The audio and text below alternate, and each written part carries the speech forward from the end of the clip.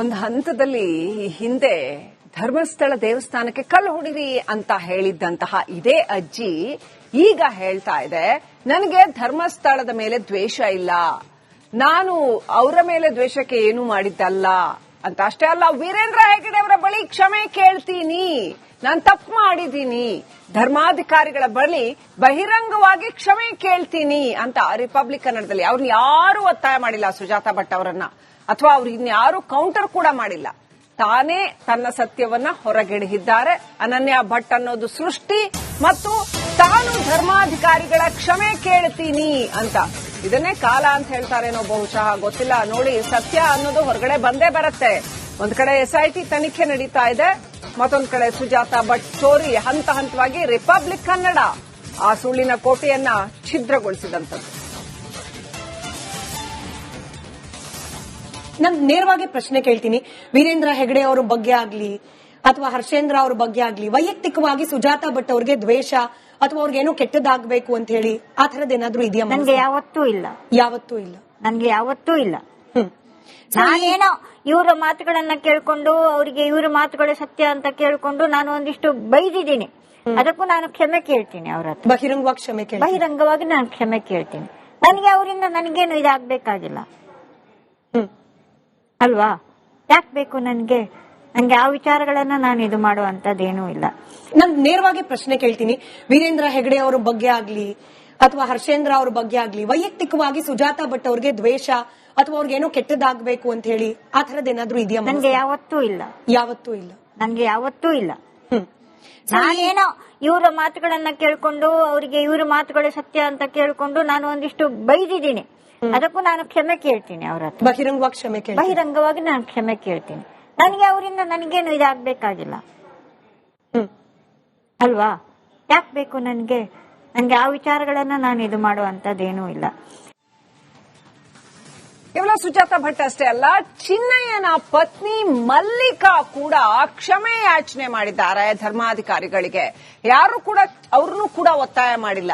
ಅವರಾಗೆ republic ಕನ್ನಡದ ಮೂಲಕ ಕ್ಷಮೆ ಕೇಳಿದ್ರು. ಮಲ್ಲಿಕಾ ನೆಲ ಮುಟ್ಟಿ ಕೈ ಮುಗಿದು ಕ್ಷಮೆ ಕೇಳಿದ್ರು. ಕ್ಷಮಿಸಿ ಅಯ್ಯ ವೀರೇಂದ್ರ ಹೆಗಡೆ ಅವರೇ ಕ್ಷಮಿಸಿ ಅಂತ. ಯಾರು ವೀರೇಂದ್ರ ಹೆಗಡೆ ಅವರ ಹೆಸರನ್ನು ಕೂಡ ಎತ್ತಿಲ್ಲ ಇಲ್ಲಿ. ಆದ್ರೆ ಮಲ್ಲಿಕಾ ಅವರೇನೆ ಹೇಳಿದ್ದು.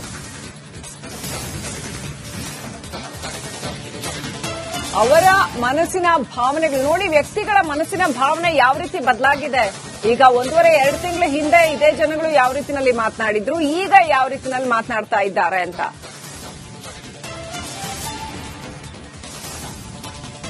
SIT ಸರ್ಕಾರ ಫಾರ್ಮ್ ಮಾಡಿರ್ತಕ್ಕಂಥ SITಯೇ ತನಿಖೆ ಮಾಡ್ತಾ ಇರ್ತಕ್ಕಂಥದ್ದು. ಬೇರೆ ಯಾರು ಈ ವಿಚಾರದಲ್ಲಿ ಯಾವ ತನಿಖೆಯನ್ನೂ ಮಾಡಿಲ್ಲ ಅಥವಾ ಯಾರು ಯಾವ ಒಂದು ಕೌಂಟರ್ ಕ್ವೆಶ್ಚನ್ ಕೂಡ ಕೇಳಿಲ್ಲ. ಇವರುಗಳೇ ಮಾಧ್ಯಮದ ಹತ್ರ ಬಂದು ಹೇಳ್ತಾ ಇದ್ದಾರೆ, ಹೀಗಿದೆ, ನಾವು ಕ್ಷಮೆ ಕೇಳೋದಕ್ಕೆ ಬಯಸ್ತೀವಿ.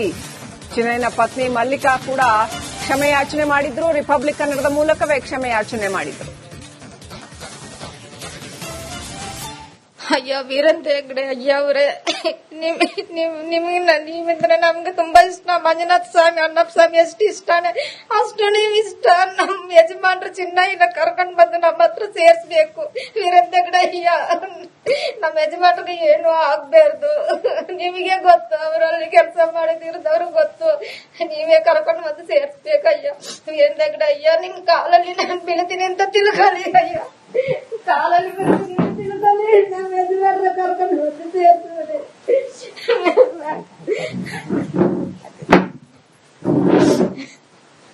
ನಿಮ್ನ ನಂಬ್ಕೊಂಡಿದ್ದೀನಿ ಅಯ್ಯ.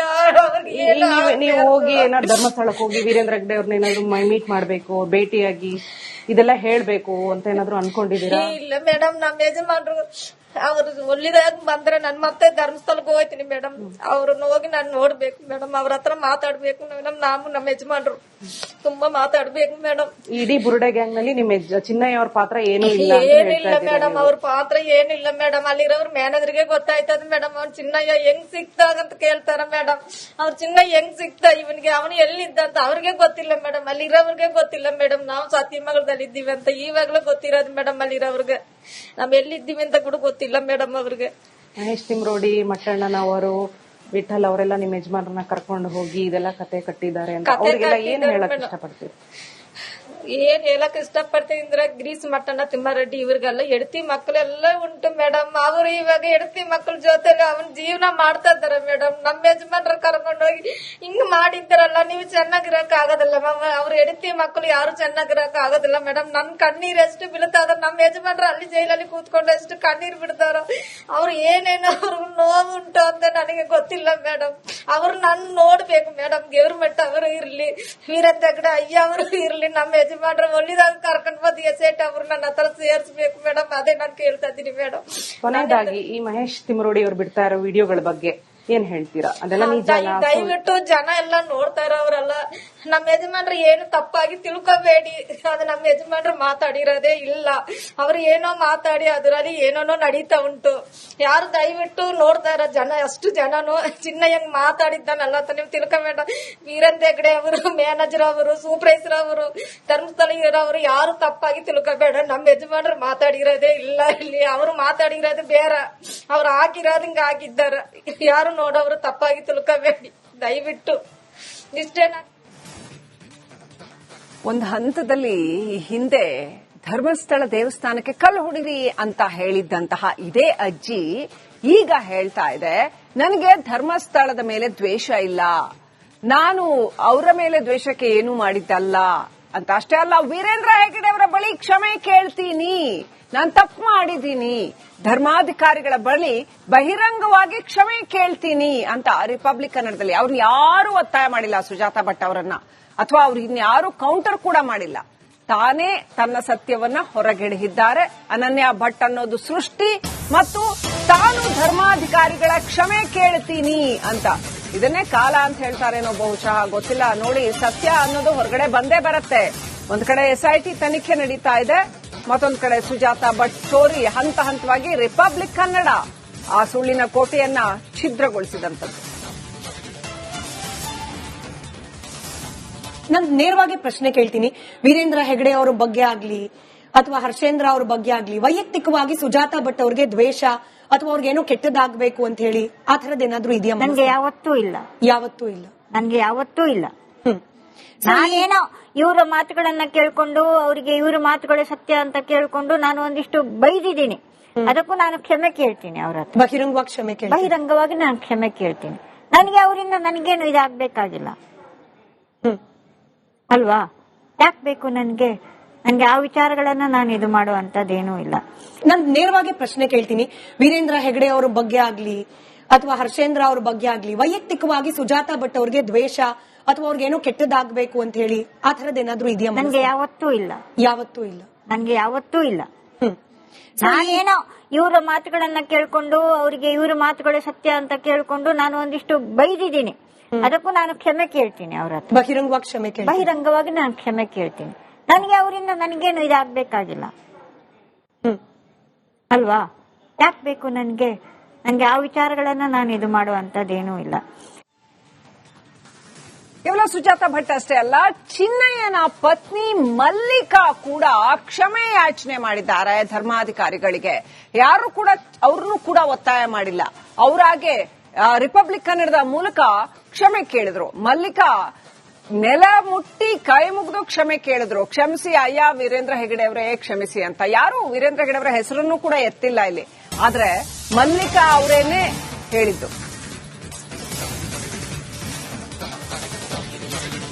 ಅವರ ಮನಸ್ಸಿನ ಭಾವನೆಗಳು ನೋಡಿ, ವ್ಯಕ್ತಿಗಳ ಮನಸ್ಸಿನ ಭಾವನೆ ಯಾವ ರೀತಿ ಬದಲಾಗಿದೆ. ಈಗ 1.5-2 ತಿಂಗಳ ಹಿಂದೆ ಇದೇ ಜನಗಳು ಯಾವ ರೀತಿನಲ್ಲಿ ಮಾತನಾಡಿದ್ರು, ಈಗ ಯಾವ ರೀತಿನಲ್ಲಿ ಮಾತನಾಡ್ತಾ ಇದ್ದಾರೆ ಅಂತ.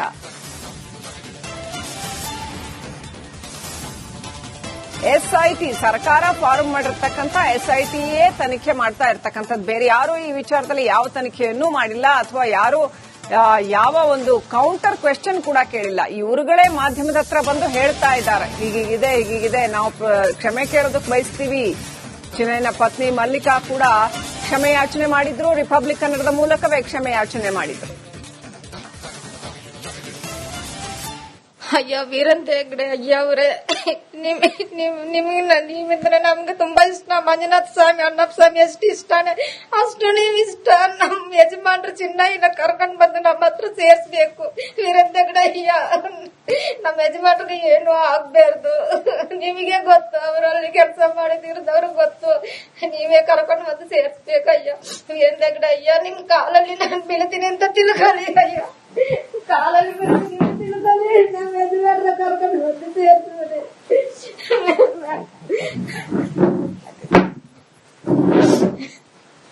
ನಿಮ್ನ ನಂಬ್ಕೊಂಡಿದ್ದೀನಿ ಅಯ್ಯ.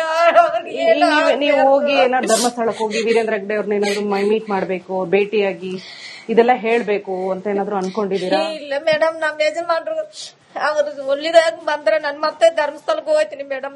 ಅವ್ರನ್ನ ಹೋಗಿ ನಾನು ನೋಡ್ಬೇಕು ಮೇಡಮ್, ಅವ್ರ ಹತ್ರ ಮಾತಾಡ್ಬೇಕು ಮೇಡಮ್. ನಾವು ನಮ್ಮ ಯಜಮಾನ್ರು ತುಂಬಾ ಮಾತಾಡ್ಬೇಕು ಮೇಡಮ್. ಇಡೀ ಬುರುಡೆ ಗ್ಯಾಂಗ್ ನಲ್ಲಿ ನಿಮ್ಮ ಚಿನ್ನಯ್ಯ ಅವ್ರ ಪಾತ್ರ ಏನೂ ಇಲ್ಲ? ಏನಿಲ್ಲ ಮೇಡಮ್, ಅವ್ರ ಪಾತ್ರ ಏನಿಲ್ಲ ಮೇಡಮ್. ಅಲ್ಲಿರೋರು ಮ್ಯಾನೇಜರ್ಗೆ ಗೊತ್ತಾಯ್ತದ ಮೇಡಮ್. ಅವ್ನ ಚಿನ್ನಯ್ಯ ಹೆಂಗ್ ಸಿಕ್ತಾಗಂತ ಕೇಳ್ತಾರ ಮೇಡಮ್. ಅವ್ರ ಚಿನ್ನಯ್ಯ ಹೆಂಗ್ ಸಿಕ್ತಾ ಇವನ್ಗೆ, ಅವನು ಎಲ್ಲಿದ್ದ ಅಂತ ಅವ್ರಿಗೆ ಗೊತ್ತಿಲ್ಲ ಮೇಡಮ್. ಅಲ್ಲಿರೋರ್ಗೆ ಗೊತ್ತಿಲ್ಲ ಮೇಡಮ್. ನಾವು ಸತ್ಯಮಂಗಲದಲ್ಲಿ ಇದ್ದೀವಿ ಅಂತ ಇವಾಗ್ಲೂ ಗೊತ್ತಿರೋದು ಮೇಡಮ್. ಅಲ್ಲಿರೋರ್ಗೆ ನಾವ್ ಎಲ್ಲಿದ್ದೀವಿ ಅಂತ ಕೂಡ ಗೊತ್ತಿಲ್ಲ ಮೇಡಮ್ ಅವ್ರಿಗೆ. ಮಹೇಶ್ ತಿಮ್ರೋಡಿ, ಮಟ್ಟಣ್ಣನವರು, ವಿಠಲ್ ಅವರೆಲ್ಲ ನಿಮ್ಮ ಯಜಮಾನ್ರನ್ನ ಕರ್ಕೊಂಡು ಹೋಗಿ ಇದೆಲ್ಲ ಕತೆ ಕಟ್ಟಿದ್ದಾರೆ ಅಂತ ಅವ್ರಿಗೆಲ್ಲ ಏನ್ ಹೇಳಕ್ ಇಷ್ಟಪಡ್ತೀವಿ? ಏನ್ ಹೇಳಕ್ ಇಷ್ಟಪಡ್ತೀನಿ ಅಂದ್ರೆ, ಗ್ರೀಸ್ ಮಟ್ಟಣ್ಣ, ತಿಮ್ಮಾರೆಡ್ಡಿ ಇವ್ರಿಗೆಲ್ಲ ಹೆಡ್ತಿ ಮಕ್ಕಳೆಲ್ಲ ಉಂಟು ಮೇಡಮ್. ಅವ್ರು ಇವಾಗ ಹೆಡ್ತಿ ಮಕ್ಕಳ ಜೊತೆಲಿ ಅವನ್ ಜೀವನ ಮಾಡ್ತಾ ಇದಾರೆ ಮೇಡಮ್. ನಮ್ಮ ಯಜಮಾನ್ರ ಕರ್ಕೊಂಡೋಗಿ ಹಿಂಗ್ ಮಾಡಿದ್ದಾರಲ್ಲ, ನೀವು ಚೆನ್ನಾಗಿರಕ್ ಆಗೋದಿಲ್ಲ ಮ್ಯಾಮ್. ಅವ್ರ ಹೆಡ್ತಿ ಮಕ್ಕಳು ಯಾರು ಚೆನ್ನಾಗಿರಕ್ ಆಗೋದಿಲ್ಲ ಮೇಡಮ್. ನನ್ ಕಣ್ಣೀರ್ ಎಷ್ಟು ಬೀಳ್ತಾರ. ನಮ್ಮ ಯಜಮಾನ್ರು ಅಲ್ಲಿ ಜೈಲಲ್ಲಿ ಕೂತ್ಕೊಂಡು ಎಷ್ಟು ಕಣ್ಣೀರ್ ಬಿಡ್ತಾರ. ಅವ್ರು ಏನೇನೋ ಅವ್ರಿಗೆ ನೋವುಂಟು ಅಂತ ನನಗೆ ಗೊತ್ತಿಲ್ಲ ಮೇಡಮ್. ಅವ್ರು ನನ್ ನೋಡ್ಬೇಕು ಮೇಡಮ್. ಗೌರ್ಮೆಂಟ್ ಅವರು ಇರ್ಲಿ, ವೀರೇಂದ್ರ ಹೆಗ್ಡೆ ಅಯ್ಯ ಅವರು ಇರ್ಲಿ, ನಮ್ಮ ಯಜಮಾನ್ರ ಒಳ್ಳಿದಾಗ ಕರ್ಕೊಂಡ್ ಬಂದು ಎಸೆಟ್ ಅವ್ರು ನನ್ನ ಹತ್ರ ಸೇರ್ಸ್ಬೇಕು ಮೇಡಮ್. ಅದೇ ನಾನು ಕೇಳ್ತಾ ಇದ್ದೀನಿ ಮೇಡಮ್. ಕೊನೆಯದಾಗಿ ಈ ಮಹೇಶ್ ತಿಮ್ರೋಡಿ ಅವ್ರು ಬಿಡ್ತಾ ಇರೋ ವಿಡಿಯೋಗಳ ಬಗ್ಗೆ ಏನ್ ಹೇಳ್ತೀರಾ? ಅದೆಲ್ಲ ದಯವಿಟ್ಟು ಜನ ಎಲ್ಲ ನೋಡ್ತಾ ಇರೋರಲ್ಲ, ನಮ್ಮ ಯಜಮಾನ್ರು ಏನು ತಪ್ಪಾಗಿ ತಿಳ್ಕೊಬೇಡಿ. ಅದು ನಮ್ಮ ಯಜಮಾನ್ರು ಮಾತಾಡಿರೋದೇ ಇಲ್ಲ. ಅವ್ರು ಏನೋ ಮಾತಾಡಿ ಅದರಲ್ಲಿ ಏನೋ ನಡೀತಾ ಉಂಟು. ಯಾರು ದಯವಿಟ್ಟು ನೋಡ್ತಾ ಇರೋ ಜನ, ಅಷ್ಟು ಜನನು ಚಿನ್ನ ಹೆಂಗ್ ಮಾತಾಡಿದ್ದಾನಲ್ಲ ಅಂತ ನೀವು ತಿಳ್ಕೊಬೇಡ. ವೀರೇಂದ್ರ ಹೆಗ್ಡೆ ಅವರು, ಮ್ಯಾನೇಜರ್ ಅವರು, ಸೂಪರ್ವೈಸರ್ ಅವರು, ಧರ್ಮಸ್ಥಳ ಇರೋರು ಯಾರು ತಪ್ಪಾಗಿ ತಿಳ್ಕೊಬೇಡ. ನಮ್ಮ ಯಜಮಾನ್ರು ಮಾತಾಡಿರೋದೇ ಇಲ್ಲ ಇಲ್ಲಿ. ಅವರು ಮಾತಾಡಿರೋದು ಬೇರೆ, ಅವ್ರು ಆಗಿರೋದು ಹಿಂಗ ಆಗಿದ್ದಾರ. ಯಾರು ನೋಡೋರು ತಪ್ಪಾಗಿ ತಿಳ್ಕೊಬೇಡಿ ದಯವಿಟ್ಟು. ಇಷ್ಟೇನ.